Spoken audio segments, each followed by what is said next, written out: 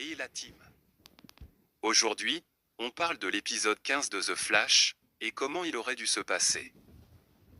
Barry Allen est encore sous le choc. Quelqu'un a promis d'anéantir Central City.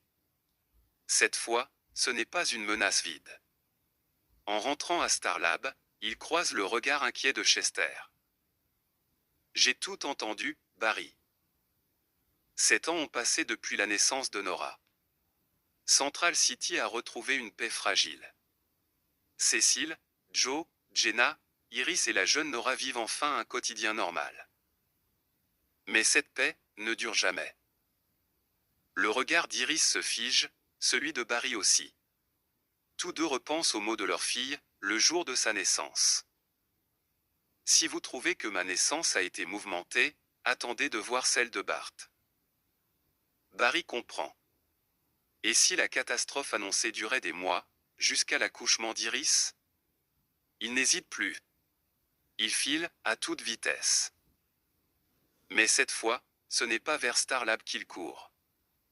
Il entre dans un autre laboratoire, plus ancien, plus silencieux. Une voix retentit dans l'ombre.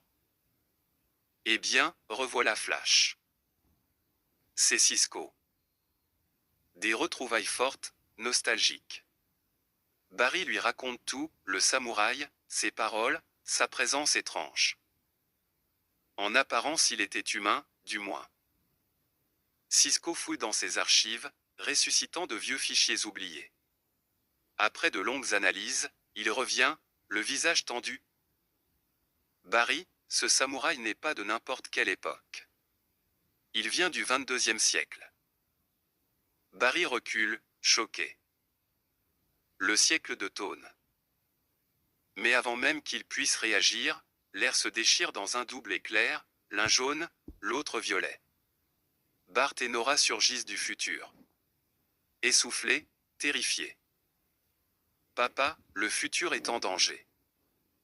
Voilà comment l'épisode 15 aurait pu se passer, et dans la prochaine vidéo, je vous montrerai comment l'épisode 16 aurait pu continuer cette aventure.